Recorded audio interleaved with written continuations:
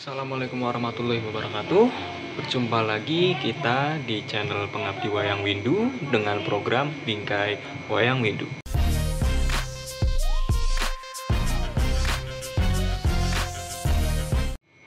Setelah sebelumnya pada episode pertama, saya memberikan motivasi dan sedikit pengantar kepada Bapak, Ibu, Akang, dan Teteh sekalian terkait pentingnya mempelajari fotografi, terutama fotografi dengan kamera handphone.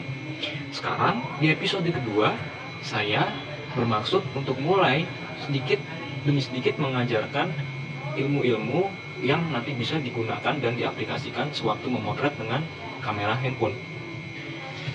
Sebelum kita memulai lebih jauh dan mempelajari teknis-teknis pemotretan, alangkah lebih baik kita mengenali dulu fitur-fitur apa saja yang disematkan oleh para produsen smartphone di kamera smartphone mereka. Lazimnya fitur-fitur ini ditemukan di seluruh smartphone dengan fitur kamera yang ada di pasaran sekarang ini. Terlepas apapun itu mereknya, entah itu Samsung, Oppo, Vivo, Xiaomi, OnePlus, atau iPhone atau yang lain, fitur-fitur ini saya jamin akan selalu bisa ditemukan di kamera handphone manapun. Dan di kamera profesional juga ada. Pertama, yakni aspek rasio. Aspek rasio merupakan perbandingan panjang kali lebar dari ukuran foto. Pada umumnya, baik HP maupun kamera disematkan 4 aspek rasio, yakni square atau 1:1, 3:2, 4:3, dan 16:9. Namun, pada beberapa smartphone, tidak jarang pula dijumpai adanya aspek rasio baru seperti full ratio atau full frame seperti pada handphone Samsung Galaxy A50 yang saya gunakan ini. Aspek rasio merupakan fitur yang sangat membantu fotografer sewaktu membingkai objek dalam rangka menghasilkan satu foto.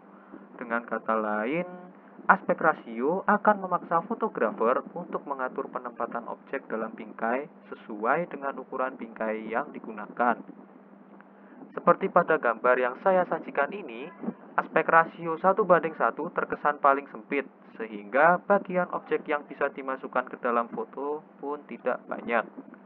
Berbeda dengan rasio 3:2, 4:3, maupun 16:9, ketiganya masing-masing juga memiliki perbedaan dalam hal seberapa banyak bagian dari objek yang dapat dicakup dalam satu bingkai foto. Aspek rasio sendiri sangat dipengaruhi oleh orientasi atau posisi bingkai, di mana dalam fotografi kita mengenal ada dua posisi bingkai foto, yakni vertikal dan horizontal atau memanjang. Kedua, yakni resolusi foto.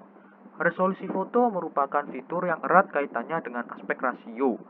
Bila aspek rasio merupakan perbandingan ukuran panjang kali lebar dari sebuah foto, maka resolusi foto merupakan istilah untuk menggambarkan seberapa banyak keping gambar atau keping foto yang menyusun sebuah foto. Untuk setiap keping gambar, maka bernilai 1 piksel. Untuk setiap 1000 piksel, maka bernilai 1 kilopiksel, sementara untuk 1000 kilopiksel bernilai 1 megapiksel. Dengan demikian, bila Bapak, Ibu, Akang, dan Teteh sekalian pernah menyaksikan iklan smartphone, di mana pada iklan tersebut digembar-gemborkan bahwa handphone memiliki resolusi sebesar 24 megapiksel, itu berarti handphone tersebut berkemampuan untuk menghasilkan foto terbaik dengan luasan sebesar 6000 piksel untuk sisi panjangnya atau sisi terpanjangnya dan 4000 piksel untuk lebarnya atau sisi yang lebih pendek. Dengan kata lain, untuk resolusi seperti ini, maka foto yang dihasilkan memiliki rasio 3:2 atau 6000 piksel dikali 4000 piksel yang menghasilkan angka 24 juta piksel atau 24 megapiksel. Lantas, mengapa begitu penting bagi kita untuk mengetahui definisi dari resolusi foto? Karena resolusi foto akan memengaruhi seberapa tajam dan detail foto kita. Mudahnya, resolusi foto sebesar 48 megapiksel tentu memiliki jumlah keping gambar penyusun foto lebih banyak ketimbang foto dengan resolusi 24 megapiksel. Efeknya, Foto dengan resolusi lebih besar atau yang memiliki keping gambar lebih banyak dapat dicetak ke ukuran kertas cetak yang lebih besar. Mudahnya, semakin tinggi resolusi foto, maka semakin besar pula foto yang dapat dicetak di kertas yang lebih besar, sehingga semakin rendah pula kemungkinan foto yang dicetak tersebut untuk menghasilkan gambar yang pecah. Ketiga, yakni grid line. Grid line atau garis kisi sendiri merupakan fitur yang tersemat pada kamera smartphone masa kini maupun kamera profesional. Ketika kita mengaktifkan fitur ini, sistem kamera akan menampilkan garis-garis yang saling berpotongan satu sama lain, sehingga membagi bidang menjadi 9 kotakan yang sama besar. Mengapa grid line menjadi penting untuk dipelajari dan digunakan? Karena grid line akan membantu fotografer dalam hal mengatur komposisi foto maupun untuk meluruskan sumbu foto. Mungkin Bapak, Ibu, Akang, dan Teteh sekalian yang notabene warga asli Pangalengan pernah memotret pemandangan gunung, situ, ataupun kebun teh. Namun, foto yang dihasilkan tampak miring. Nah, bila itu terjadi, maka Bapak, Ibu, Akang, dan Teteh sekalian tidak perlu khawatir sebab dengan adanya grid line, Bapak, Ibu, Akang, dan Teteh sewaktu berusaha mengambil foto tersebut dapat langsung meluruskan foto yang dirasa miring, yakni dengan menyesuaikan atau menyejajarkan garis tegas yang terbentuk pada objek, misalkan garis danau ataupun garis pematang sawah ataupun garis-garis pada bagian bawah gunung disejajarkan dengan garis bantu dari grid line. Cara mengaktifkan grid line untuk setiap kamera berbeda-beda. Mungkin Bapak, Ibu, Akang, dan Teteh sekalian bisa mencarinya sendiri di internet dengan kata kunci pencarian cara mengaktifkan grid line untuk kamera handphone yang dimiliki. Keempat, yakni flash. Flash atau lampu kilat merupakan fitur paling tua dari sebuah kamera. Flash atau lampu kilat akan sangat berguna bagi fotografer saat mereka memotret objek foto dalam kondisi sangat minim cahaya hingga gelap total. Untuk smartphone sendiri, fitur flash sudah pasti tersedia. Namun, yang perlu Bapak, Ibu, Akang, Teteh sekalian ketahui, penggunaan flash atau lampu kilat memang akan membuat foto lebih terang sebab menyediakan cahaya tambahan untuk menerangi objek yang kurang tercahayai. Hanya saja, saran saya pribadi, coba untuk mulai mengurangi penggunaan flash dan menggantikannya dengan penggunaan lampu studio, lampu LED, ataupun lampu emergency. Mengapa demikian? Karena sejatinya saat kamera profesional maupun kamera smartphone memancarkan flash, flash hanya akan mengenai bagian dari objek foto kita yang berposisi paling dekat dengan pelontar flash maupun ujung lensa. Dengan demikian, foto kita benar tercahayai, tetapi secara tidak merata.